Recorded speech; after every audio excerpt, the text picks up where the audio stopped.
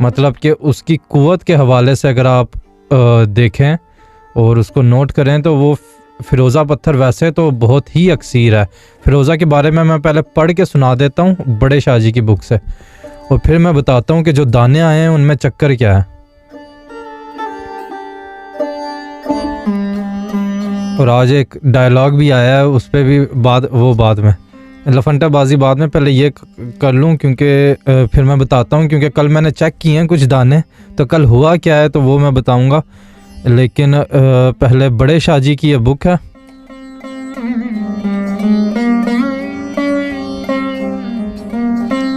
और इससे मैं पढ़ रहा हूँ मंजिल दोयम।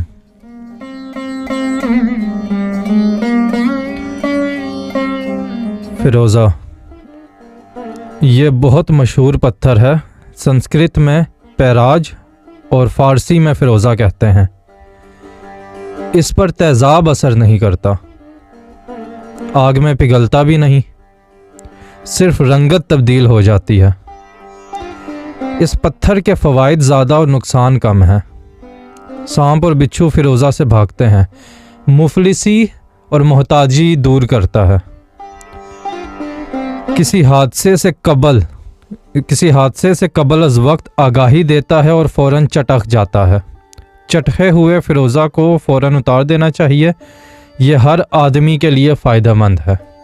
अच्छा, इसमें दो जो चीज़ें हैं ना, पहली जो है आग में पिघलता भी नहीं, सिर्फ रंगत तब्दील हो जाती है। आग अगर एलिमेंट के हवाले से आप देखो तो बहुत ही पावरफुल एलिमेंट है। मतलब आग के अंदर जो चीज़ जाती है वो पिघल जाती है, मेल्ट हो जाती है और लावा बनता जाता है। फ़िरोज़ा जो है आग में पिघलता नहीं है, सिर्फ रंगत तब्दील होती है।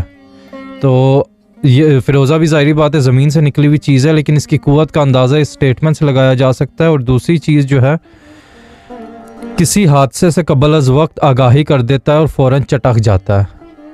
कि मतलब अगर फ़िरोज़ा क्रैक हो गया और पहना हुआ है तो वो बेसिकली हादसे की निशानदेही होता है, लेकिन कोई बड़े हादसे की। और ये देख लें कि फ़िरोज़ा पहले से जो है वो क्रैक ना हो। अगर फ़िरोज़ा ठीक ठाक आपने पहना है और कुछ अरसे बाद जो है वो हुआ है तो फिर वो हादसे की आगाही देता है। अब हादसे की आगाही कैसे देता है? चटक के। लेकिन चटकने का मतलब क्या हुआ उसका? बेसिकली इसकी जो एनर्जी है, अगर एनर्जी की सेंस में बात करें कि सबको समझ आए, तो उसकी एनर्जी जो है वो आपको फ्यूचर के बारे में आगाह कर रही है। तो इसका मतलब है उसकी एनर्जी जो है वो टाइम से बाहर है।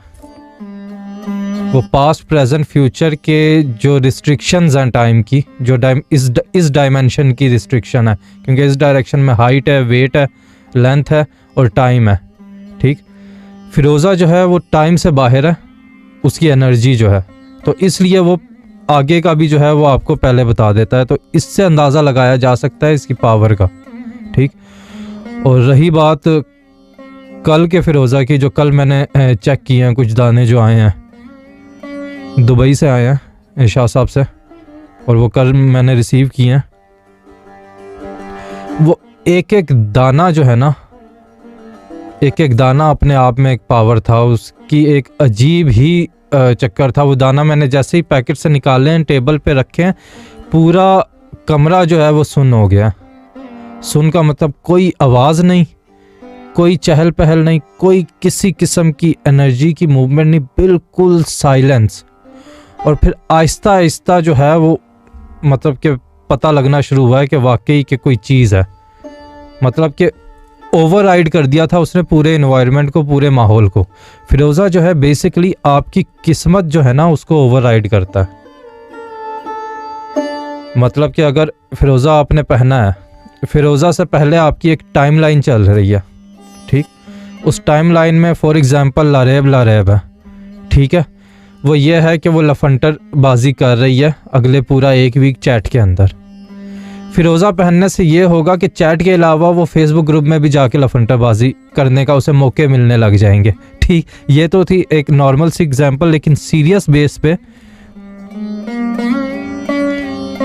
उसका ये है कि फिरोज़ा का इफेक्ट ये होता है कि आपकी टाइम लाइन में ना वो नए मौके आपको नज़र आने लग जाते हैं। शादी के हवाले से अगर बात करें तो बहुत ही बेस्ट चीज़ है फिरोज़ा और रूबी का कम्बिनेशन, या फिरोज़ा और ज़रकोन का कम्बिनेशन। ज़रकोन का कम्बिनेशन उस वक्त के जब बिल्कुल ही किस्मत सोई हुई हो और बिल्कुल कुछ समझ ना आ रहा हो, हर जगह रुकावट, और वो किस्मत साथ ना दे रही हो।